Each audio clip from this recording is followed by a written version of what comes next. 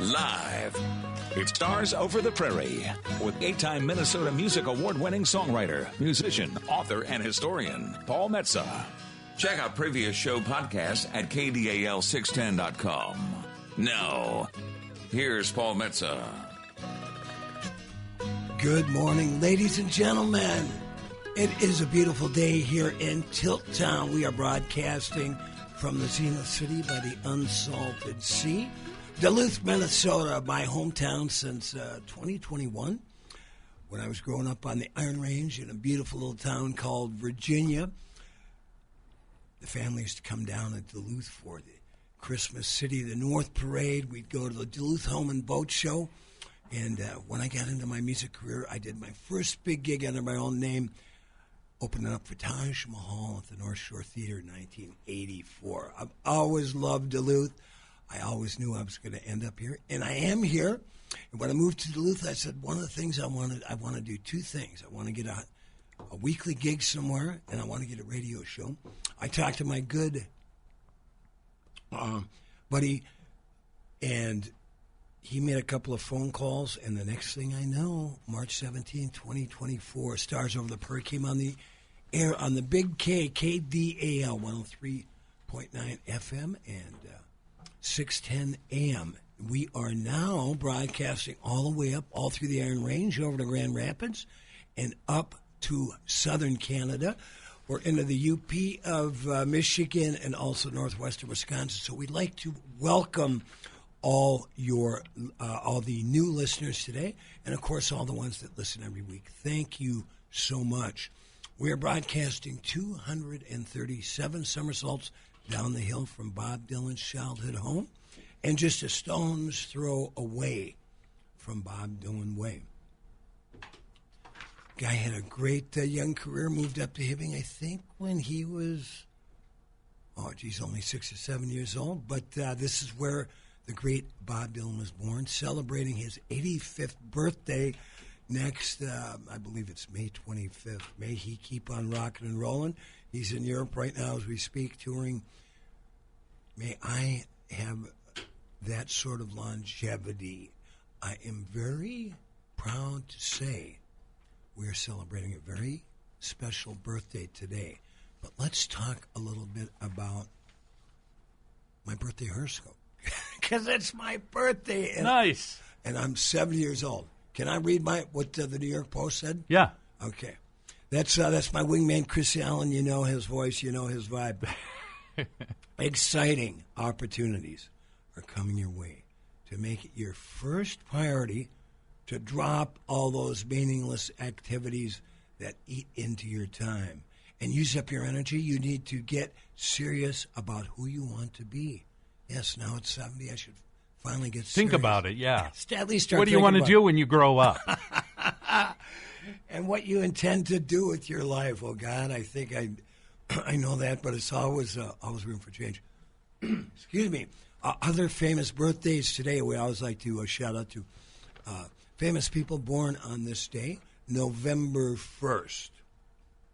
You know, Chris, I've had a few ex-girlfriends in my life. I get along with most of them. Mm-hmm. And I tell them when we break up, I go, honey, now let's part as friends, but please remember me on my birthday. And they go, when is that again? I go, easy to remember. It's All Saints Day. That is easy to remember. And then they laugh and slam the door and walk away. Isn't it, let's see, there's a Canadian thing that's today, too. There's a special Canadian thing, and I forget what the name of it is. I know Boxing Day comes after Christmas, right? And I can't remember the name of it. Maybe this is Wrestling Day. Maybe it's Wrestling Day, yeah. What do? Have back bacon and a cold one? I think that's how you celebrate in Canada. Yes, Labatt's. Yes. You got to have a Labatt's. I like Labatt's, actually, quite a bit. Hey, other famous people born today, Stephen Crane, the author of Red Badge of Courage, was born in 1871 in Newark, New Jersey. Gary Player, the great golfer, he's got 9 major titles, 90 years old today. Yeah. I wonder if he still gets out on the course. I would think so. I mean, with golf, it doesn't matter how far you hit it, it's how accurate you hit it. Yeah. He probably, my gut tells me he lives on a golf course somewhere. That's probably true. They probably just owns one. Exactly. Tim Cook of Apple is 60 years old. Wow. He was born in Mobile, Alabama. I think Chuck Berry's got a song about Mobile, Alabama. And then the great Lyle Lovett is 68 years old today. Very cool. You know, there's some other famous birthdays. Bill Anderson was born today. Really? Yeah. Whisperin' Bill. Bill Anderson. Kinky Friedman. Oh.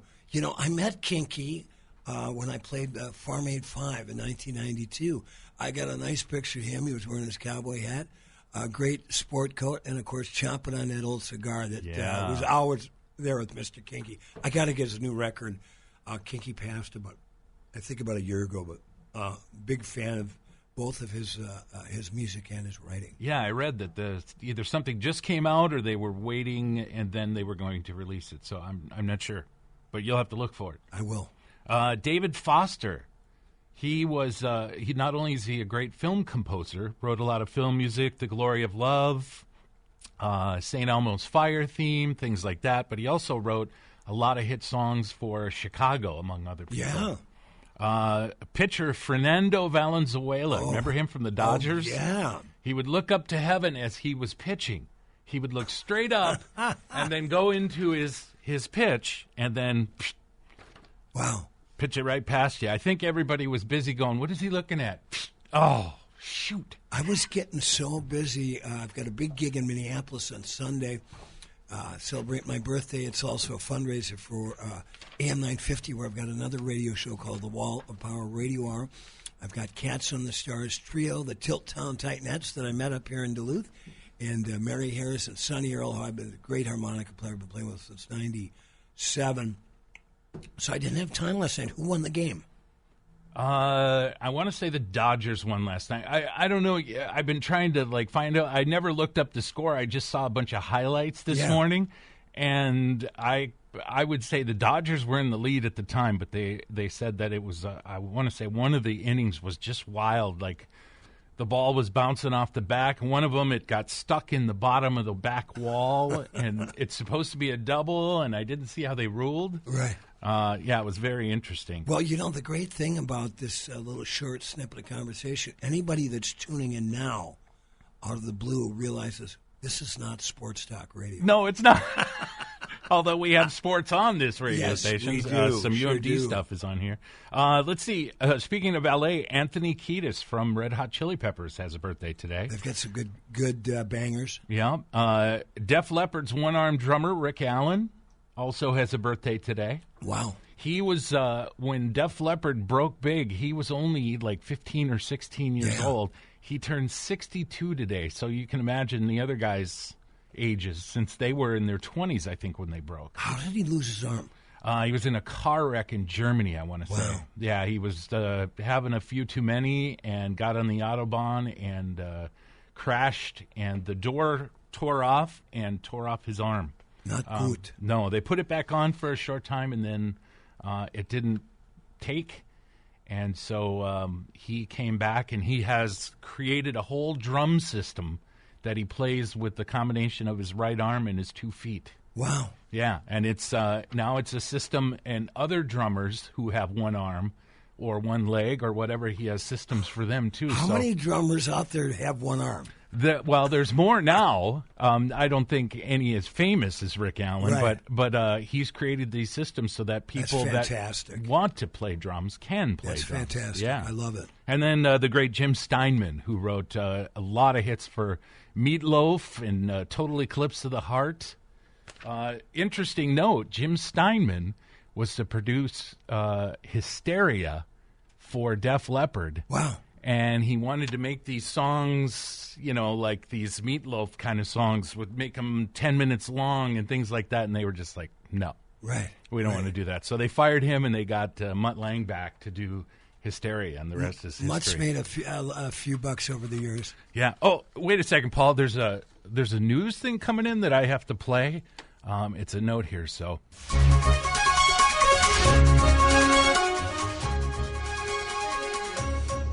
Hello, and thanks for joining us.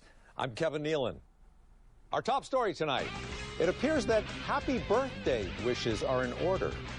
We are monitoring things closely as details continue to come in, but it seems... Yes, I have confirmation. We're talking about you, Paul. Happy birthday! I'm not sure why you get the credit. Seems to me like your mom did the heavy lifting that day. Our team has discovered footage from one of the many celebrations taking place in your honor.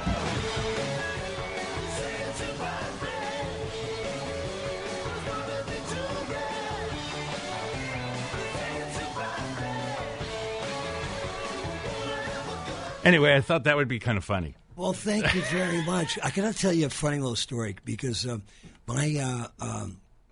was born in 1955, the year I'd like to say America went from black and white to color.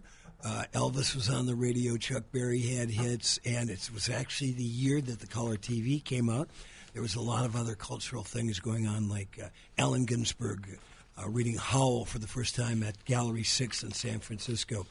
But up in Virginia, Minnesota, on a cold Halloween night, my mother was trick-or-treating with my sister Jackie, who was 2 years older than I. She felt the kick. She didn't know exactly when young Paul, they already had my name, was coming into the world. So she went home. My dad drove her up to the hospital, and at 3:30 in the morning, young Paul was born on November 1, 1955. My dad told me the story a few years before he passed. And I said, Dad, you told me the story. He goes, yeah. He goes, your mom could feel you kicking, and took her off, dropped her off at the hospital, and then went home. I go, what? You went home? You dropped? I mean, don't most husbands and fathers go into the hospital? Oh, no, it wasn't until, I want to say, the 70s that they allowed the dads to be in there. Most of the time, the dads either had to wait in the waiting room or they just dropped them off. Well, so it was all, I'm a single guy, never had any kids, so I don't know anything about it. Although a lot of my friends were there when their kids were born, a lot of my male friends, fathers. And anyway, so I said, Dad, why didn't you go in? He goes, well, when your sister was born, I was having a cigarette with the Dr. Cope, who delivered me and Jackie and my brother John. We're having a cigarette across the hall. Now, I mean, it's so 50s, right? Yeah. They have right in the hallway of the hospital. And they said they brought your sister up, and she hadn't been cleaned up yet. And he goes, I almost passed out. He goes, I said, that's the last time I'm ever going to do that. But I just love beating a heater with the doctor in the in the hallway of the hospital. Yeah. You ever do any golfing? Yeah. So since it's your birthday, I used to do past life readings as part of my radio show in the morning. So I want to give you a past life reading, if that's okay. Absolutely. So your past life number is 1, which also is part of the sun. 1 means sun. And the sun gives you heat and inspires you, although you do most of your work under the moon. And I was the first son, so that makes sense. Yeah, very insightful. So in the previous life, you were a descendant of a powerful and robust family and established traditions. Your family had high hopes and supported you in everything, but the relatives expected too much of you, and eventually family business fell apart, and you were blamed for it, and so you decided to live your own life. Wow. You began to oppose the family and everything that they wanted to do, including your field of interest, and refused family support and eventually left them. Wow. In this life, what you bring with you is mending people together, giving them good feelings, good communication. Also, the actions that you do reach out to everyone. You act in opposition of some things, sometimes not expected. For example, you refuse to conform to some things in this life. You do not accept help from people so readily, and you do help other people, although not necessarily with money. That's because I don't have any. Yeah, right. You're a musician. It's funny when I started to play under my own name. I started out in 5th grade with a guy named Chuck Christensen, and we had a little group called Paul and Christian, and we were a little folk duo. We thought we were the Iron Range's answer to Simon and Garfunkel. A couple years later, we got electric guitars, formed the Positive Reaction, which featured on drums Gary Paglicetti, who became one of the youngest judges ever appointed in St. Louis County. And great guy. The Paglicettis and the Metsas were really a blended family. We really grew up together at Lake Vermilion at the Metsa cabin. And but then over the years, I started to do some solo gigs. And I had a gig at Cook Timber Days, actually where the Positive Reaction made one of their big debuts. And, man, would that have been 68, I guess. Anyway, about 6, 7, 8 years later, I'm playing again at the Timber Days. And the Cook News Herald had an article on me, and I wanted to mention my Uncle Eno, who is my grandpa's, Emil's almost twin brother. They were only about a year apart. They look pretty much alike. So I mentioned him to get Eno a little press in the paper. And when I went out to see him, I brought him a copy of the paper. And it was a few days before the gig, and I said, "Yeah, Eno." I said, "Yeah, I mentioned that. You're my uncle, my loving uncle." Mm-hmm. And he said, "You better be good." No pressure. Yeah. The other thing about Eno was he was. They used to hunt, deer hunt, my other relatives on his property, and they would go up for fishing and set up their deer stands for the fall, and they'd give Eno a cigar. And Eno he had potatoes and other little gardens, so he loved riding around on his tractor.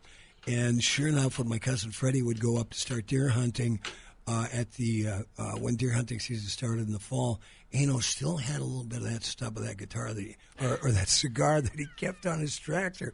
He was, let's say he was a bit frugal, but he was also one of those classic Finlanders that very soft-spoken and didn't say more than he had to. But Freddie and Eno and others were hunting, and Eno was 84 at the time. And Eno shot this 8-point buck right a little bit in front of what would be the perfect shot in the shoulder of the deer. And so Freddie was giving him some guff and said, "Eno," he goes, "that's not right in the middle of the shoulder like you usually do." And Eno goes, "I got it a little bit hasty." I love my Finnish family. Yeah. Let's see. So a couple things I want to do. First of all, last week we had talked about Todd Eckhart. Yes. Passing away in a very bad car crash, and so the people out there know, he was probably one of the most active and productive musicians in the Twin Ports. Yeah.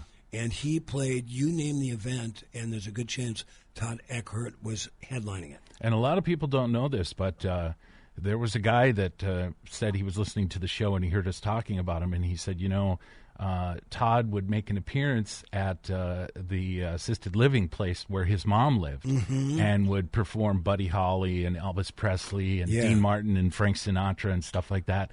And he said, you should see the faces in that place. It would light up because it was like, this is our music. Right, bringing them back in time. Instead of somebody coming there and playing the hits, he would bring their music to them, and they just loved him. They would have him back all the time, but that wasn't something that he bragged about. Yeah, that was just something he did on his own. He was a really good-looking guy and very personable. I had a beer with him over at the Cedar Lounge about a year ago. I tried to get him on the show. Our schedules never quite matched up. I've heard him a couple of times. He sang like a bird, good guitar player, and the real deal. So the Twin Ports misses him, dearly.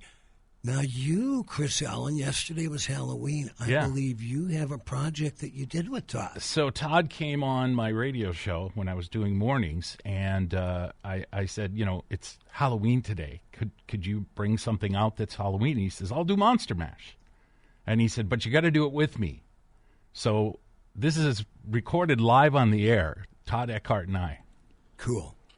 Lab late one night, when my eyes beheld in eerie sight, for my monster from his slab began to rise, and suddenly, to my surprise, he did the mash.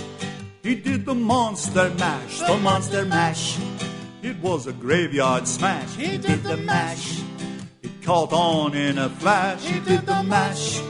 He did the monster mash from my laboratory in the castle east to the master bedroom where the vampires feast. The ghouls all came from their humble abodes to get a jolt from my electrodes. They did the mash.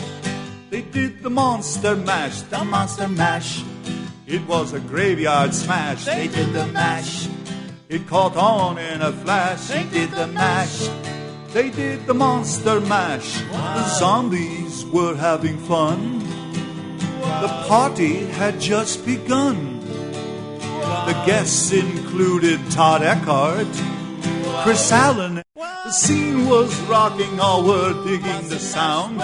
Eagle on chains backed by his baying hounds. The coffin bangers were about to arrive with a vocal group, the Crypt Kicker 5. They played the mash. They played the monster mash. The monster mash.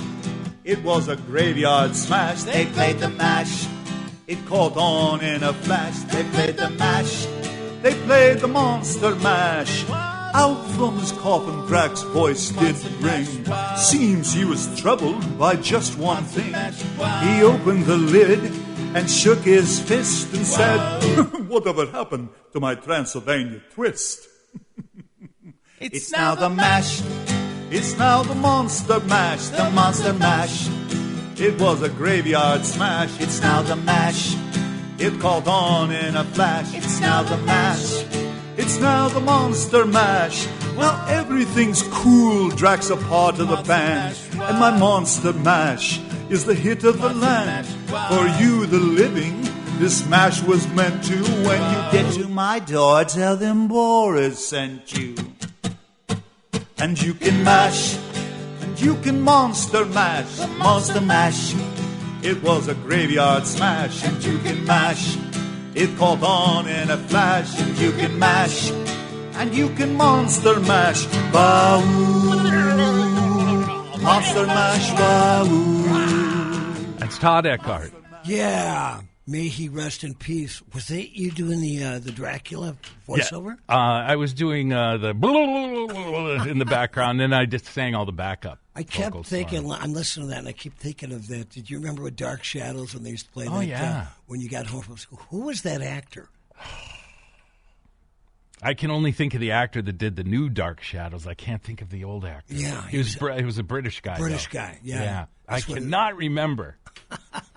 Well, I'll have to look it up in a bit here. But I don't know if you noticed, your guest hasn't shown up yet. I know. What happened to that guy? I called your guest and told them not to come today, that we would have to reschedule, because I'm going to make today's show about you since it's your birthday. Wow. Well, that's mighty kind So of we're you. going to reverse roles, and I'm going to take over your show. And I'm going to interview you, and we'll talk about the things that you've done over the years, and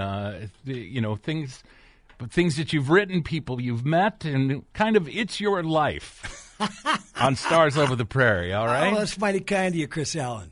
You have a new record that's out. Just came out a few days ago called "Songs of Resistance and Resolve." 14 bangers with a socially conscious twist.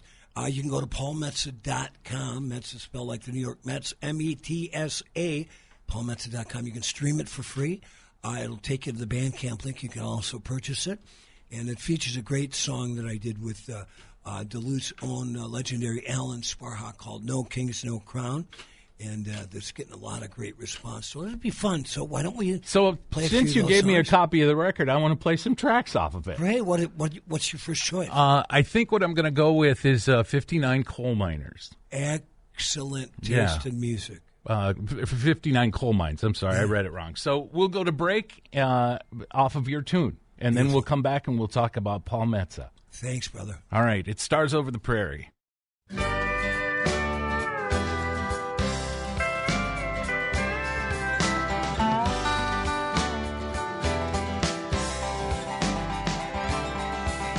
Buck Dancer was 16 when he left high school.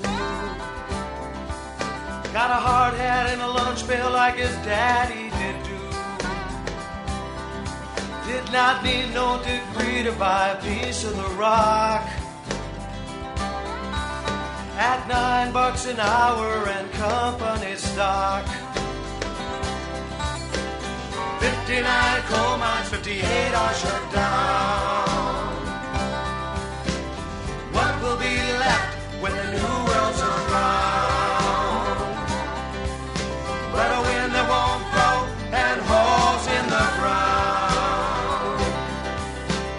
59 coal mines, 58 are shut down.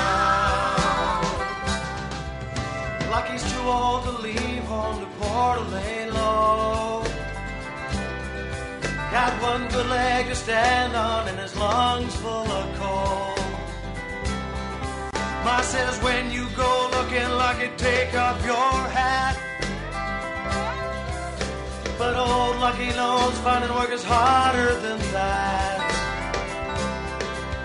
Well, you can plead with the county and plead with the state to pay your insurance and put food on your plate. But it seems just like God's truth is Lucky makes his last stand. No one in this city will hire an old man.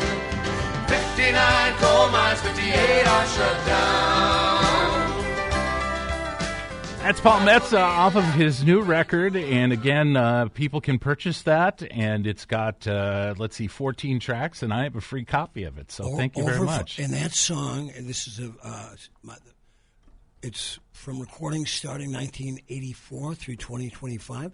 That song was recorded in 1985. I put it out as a single, and that beautiful pedal steel in dobro was played by the legendary Cal Hand. And I got hip to Cal Hand because he's on all those early Leo Kottke records. And Leo was my guy.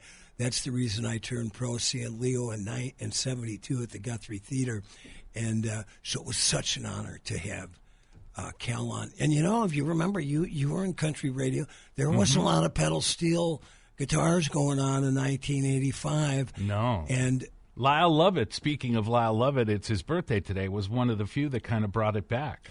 And I opened up Lyle Lovett's first show in St. Paul in, I believe, 1988. Okay. And then I also opened it up for him in the early 90s at the Guthrie Theater. And so he when I see him, he's always very kind to me, and we kind of do social media happy birthdays together. So I've got to remember to do that today. Yeah. Well, speaking of birthdays, we have another birthday. He's called into the show. What is your name, sir?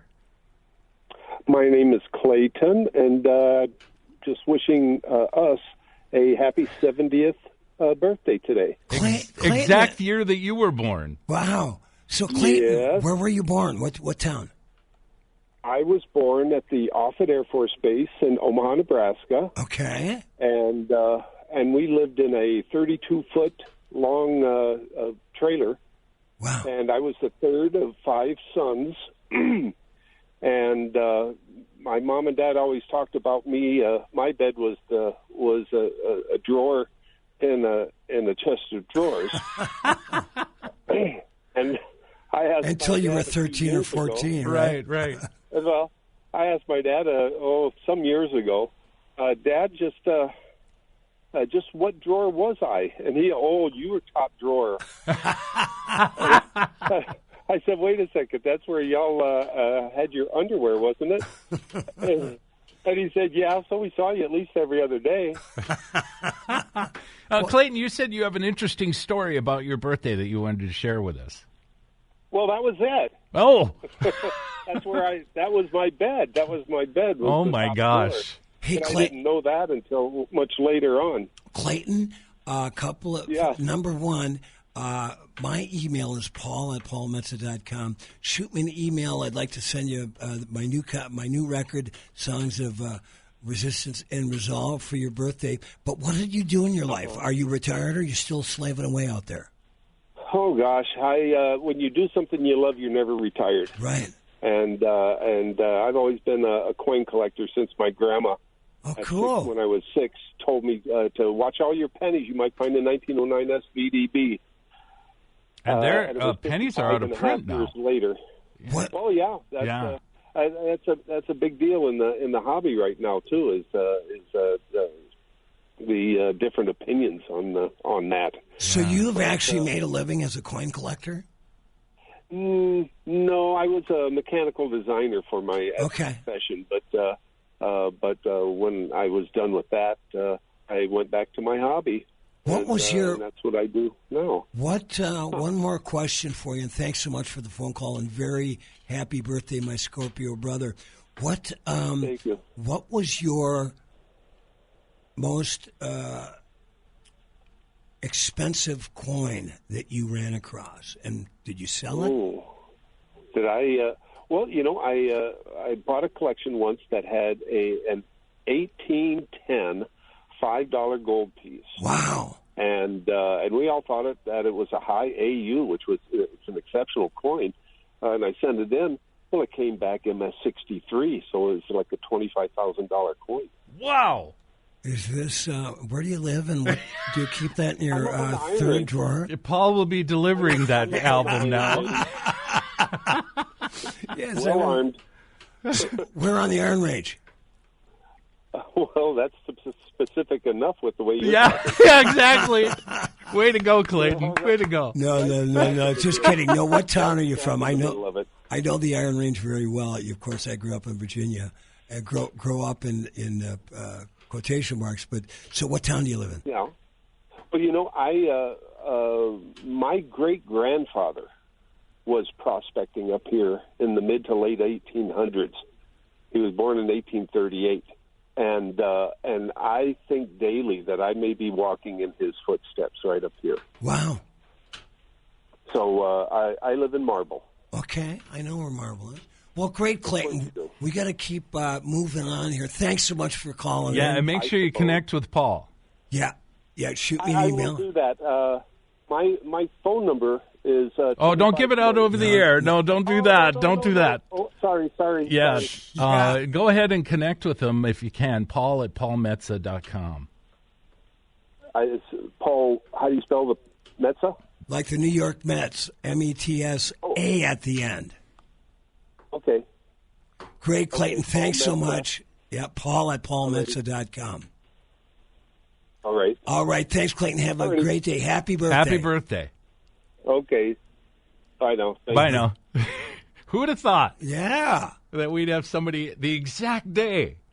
Yeah, and he thought I was going to track him down and steal that money. Well, I wouldn't put past you. But anyway, we need to take a break, and when we come back, we're going to find out more about Paul Metsa, and I think we should share some more songs from your latest CD that people can purchase. Beautiful. All right. I'm Zach, and I had Z-LASIK at Weiss Eye Center. I was sick of wearing glasses. I've had glasses since third grade. Dealing with the nuisance of glasses kind of reached that point of I just need to get LASIK. I was a little nervous, but knowing now what that process all entailed, I wouldn't have been nervous if I knew. Everybody's really nice here. Not a bad thing to say about anybody. Everybody's happy, and everybody here's nice. And I mean, it's day one post-op, and I mean, it's crazy. It's crazy. Weiss Eye Center is the only clinic to offer blade-free Z-LASIK in the Northland. To find out more and to arrange your free consultation, call 218-625-1917 today or visit weisseyecenter.com for more information. Weiss Eye Center. See the best.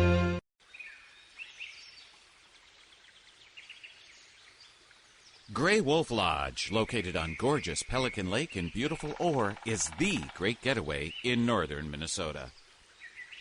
Featuring affordable, modernized cabins that rent by the week or even a few days, Gray Wolf Lodge is your place to treat the family or just yourself for a relaxing time away from it all. With great fishing, yoga classes, massage, boat rentals, a sandy beach, a common gathering area with a fire pit, and the gorgeous and rustic Gray Wolf Lodge, hosts John and Carol have thought of everything for your unforgettable stay. Give them a call at 1-800-840-9653 or go to graywolflodge.com to see all that they have to offer. Gray Wolf Lodge, your home away from home in the North Woods. Twin Ports, Iron Range, and Northwest Wisconsin. This is Stars Over the Prairie with Paul Metsa on KDAL. Or should we say Chris Allen, because I'm taking over the show today. And you are, I have to tell you, Chris, we've been doing this for a year and 3/4, and I always look forward to spending an hour with you every Saturday because you are really good at what you do. Thank you very much. I think that's why it's a good show, because we're friends away from the show. This isn't just a working thing. This is something that we're friends, and we do this together every week. And we both love our rescue dogs. Yes, and music. So of course. It's in fact, that's how they got me for this show, is they came up to me and they said, listen, we got a guy that's a musician. You might know him, Paul Metsa. And I was like, Paul Metsa? Isn't he in Minneapolis? They go, well, he lives up here now, and he wants to do a radio show, and he mentioned that he might want somebody that knows something about music or could run music. Right. And they said, that's right up your alley, so we're going to put you on that show. Beautiful. Well, it's been a pleasure, and let's do it for many more years. Yes. So I thought that maybe I'd ask you a few questions, and if people don't know you well enough, they will now. Or they could, should we open the phone lines?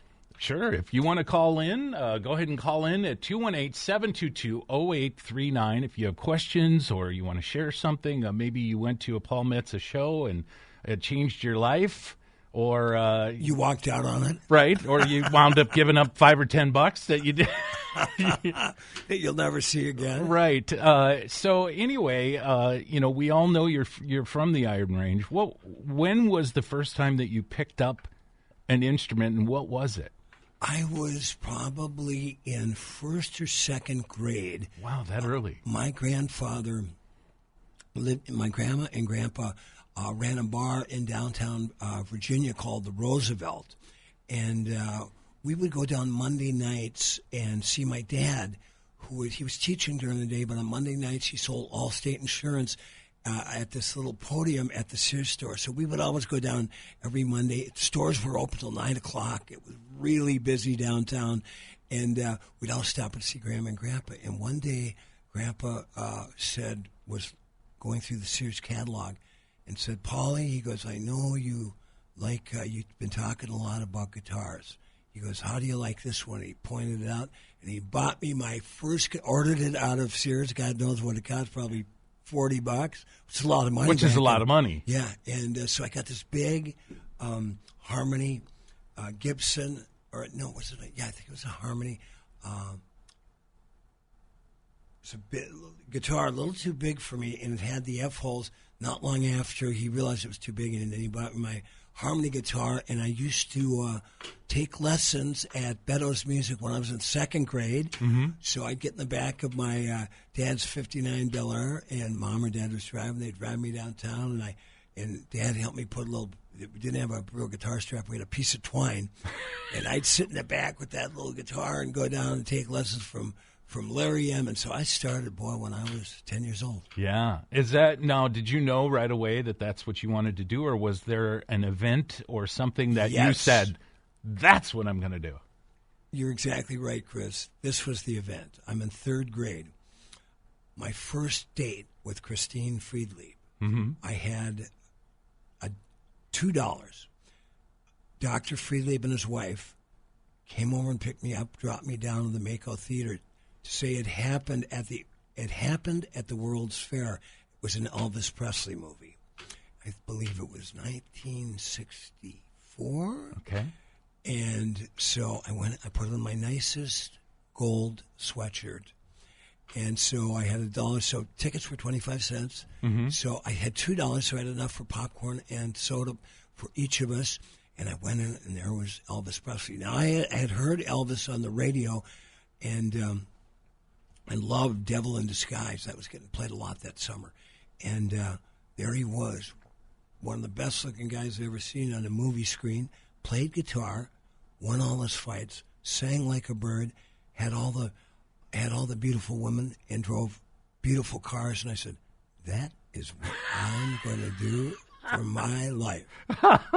Literally, it was that simple. So when did it happen that you became a devout follower of Bob Dylan then? Well, back then, and to this day, people on the air still refer to him as Bob Dylan. Mm-hmm. And so I had heard about him and had, in 65, when I was 10, heard Like a Rolling Stone on the radio.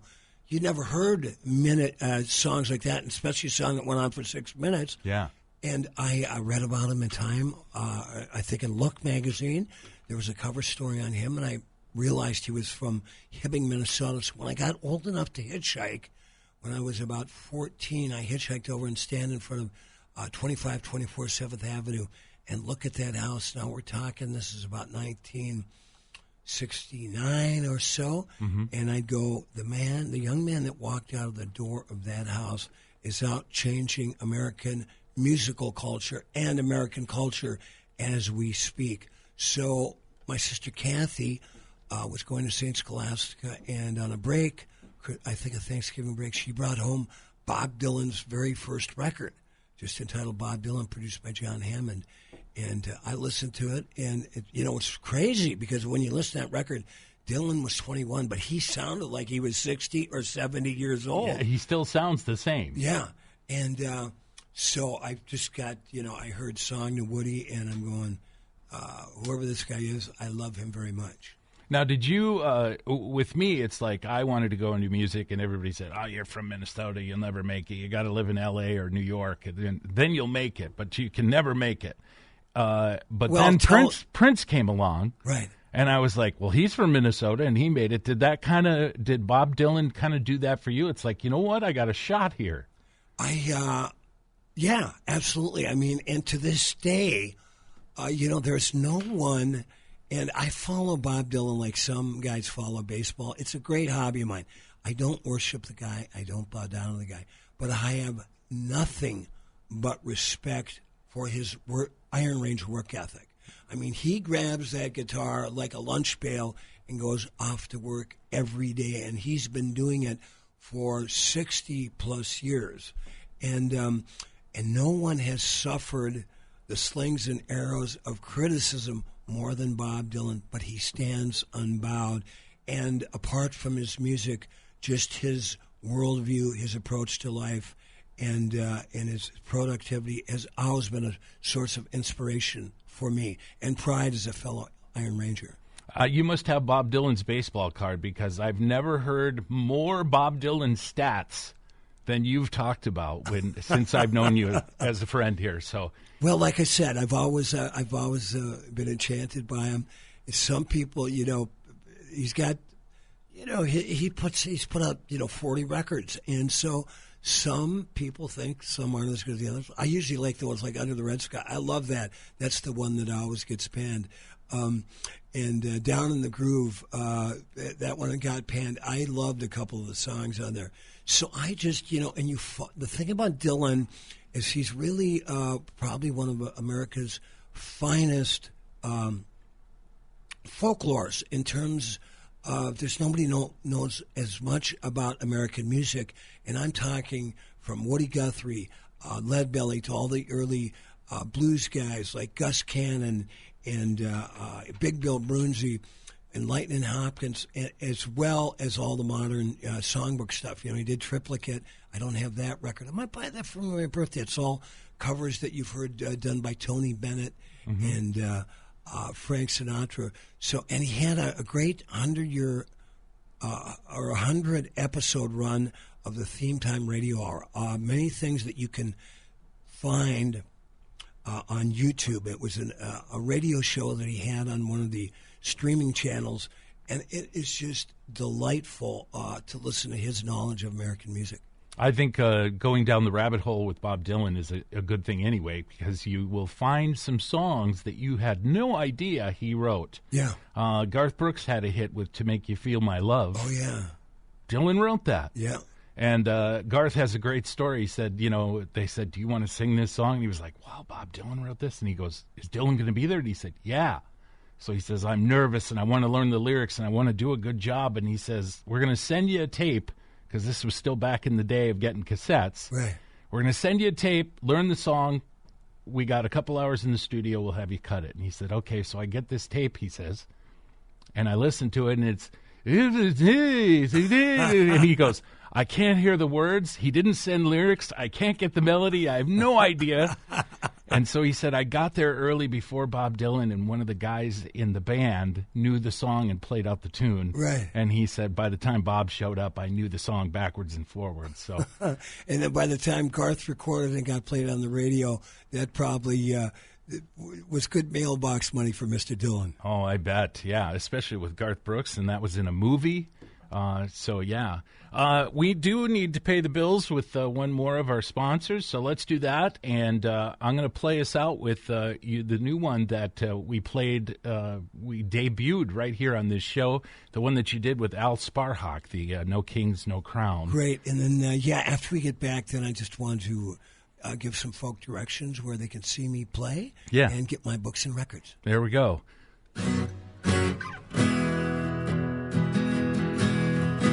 They are banning the books. Well, the books being read, obeying the voices that they hear in their heads. They like to say they are more righteous than you. They're just fool after fool after fool. They're just fool after fool after fool. They banish the women and silence their voice in clothes hanger alleys with no other choice. Handcuff the doctors and the scientists do. They're just fool after fool after fool. Fool after fool after fool. They mask up like gangsters, roll up to your school, round up the students who have broken no rules, in farms and factories and fancy hotels. If your skin's coffee colored, you're on a highway to hell. No kings, no crown, not ever, not now. No kings, no crown, not ever, not now.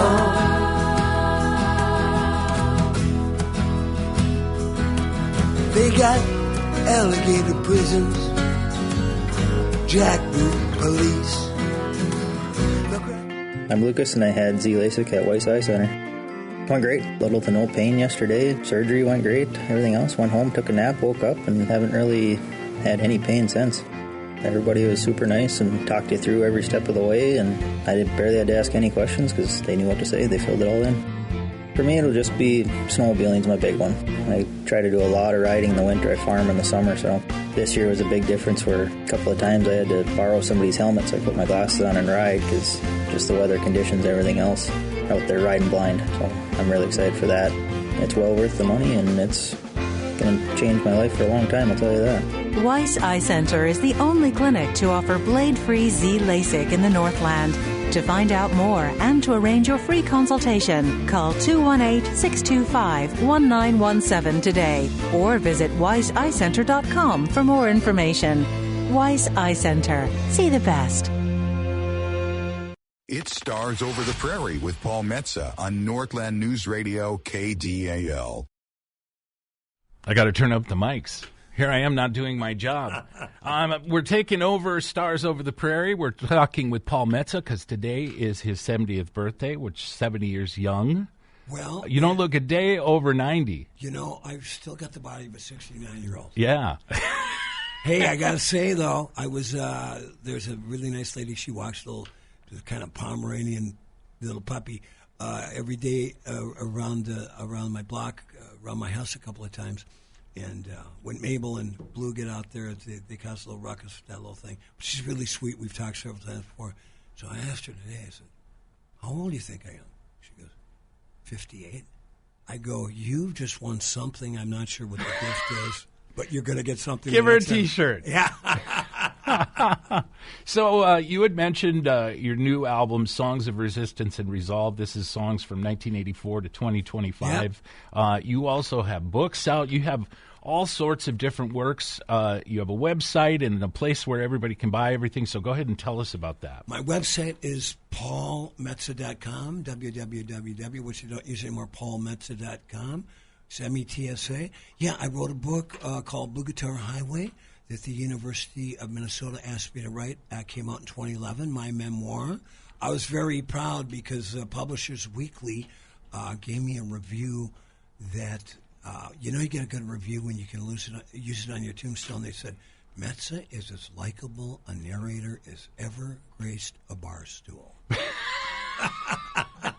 Which I think is a compliment. Right, I would take it that way. Yeah, and then I put out a book when I moved to Duluth and was renting the first floor of Bob Dylan's childhood home, courtesy of my landlord Bill Pagel. I put a collection of poems and essays and prose together called Alphabet Jazz: Poetry, Prose, Stories, and Songs. I also wrote a book with Duluth native Rick Shevchik called Blood in the Tracks: The Minnesota Musicians Behind Dylan's Masterpiece. You can find that one in bookstores all over America. A buddy of mine just shot me a picture of it from City Lights Books in San Francisco. But all these books, you can also get them on Amazon. And my new record, you just go to paulmetsa.com and it'll take you to Bandcamp. You can stream. You don't have to purchase. You can listen to several of my records on there and purchase any that you'd like. And support your local artists. Yeah, and I do appreciate it. Yeah, and the new record has 14 tracks on it, so it's well worth the $1.50. No, I'm just kidding. It's well worth the money. That's all I was going to say.